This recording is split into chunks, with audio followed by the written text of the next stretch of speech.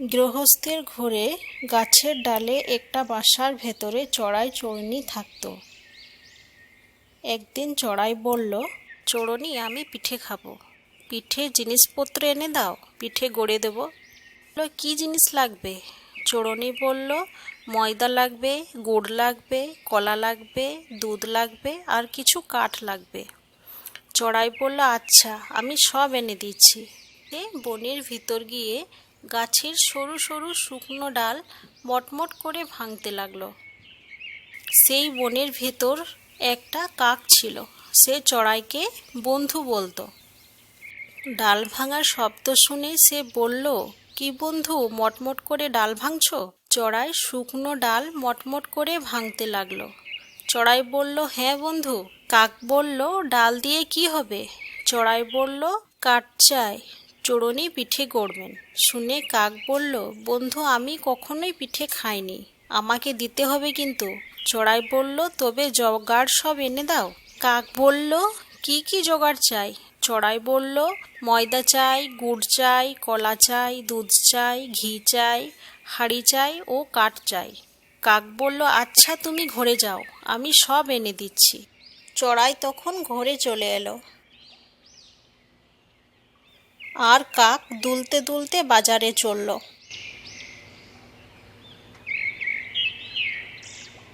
কাক সব দোকানে খুঁজে ময়দা, গুড়, কলা, দুধ, ঘি, হাঁড়ি আর কাঠ নিয়ে চড়াইয়ের বাড়িতে দিয়ে এলো।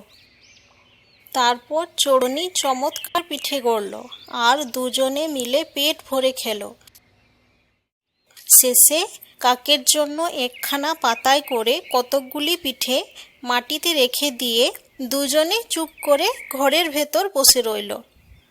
কাক এসে পিঠে দেখতে পেয়ে খেতে বসে গেল। একখানা পিঠে মুখে দিয়ে সে বলল, বাহ কি চমৎকার। আর একখানা মুখে দিয়ে বলল, না এটা তত ভালো নয়, খালি ময়দা দিয়ে গড়েছে। আর একখানা মুখে দিয়ে বলল, ছি এটাতে খালি ভুসি আর ছাই, চড়াই বন্ধু এ কি খাওয়ালে। আর একখানা মুখে দিয়ে বলল, ওফো এটাতে কিসের গন্ধ, গোবর দিয়েছে নাকি, চড়াই বেটা তো বড় পাজি। এমন সময় হয়েছে কি, চড়াই ঘরের ভেতর থেকে নাক মুখ ছিটকিয়ে বলছে, চড়ুইনি আমি হাঁচবো। শুনে চড়ুইনি ভারী ব্যস্ত হয়ে বলল, চুপ চুপ, এখন হাঁচতে হবে না, তাহলে বড় মুশকিল হবে। তাতে চড়াই চুপ করলো, কিন্তু খানিক বাদে আবার ভয়ানক নাক মুখ ছিটকিয়ে হাঁচতে গেল। চড়ুইনি তাকে থামাতে কত চেষ্টা করলো, কিন্তু কিছুতেই থামিয়ে রাখতে পারল না। কাক একটা বিশ্রী পিঠে খেয়ে বলল, থু থু, এটা খালি গোবর দিয়েই গড়েছে, আর কিছু দেয়নি। যদি চড়াইয়ের নাগাল পাই তাকে কামড়িয়ে চিবিয়ে খাবো।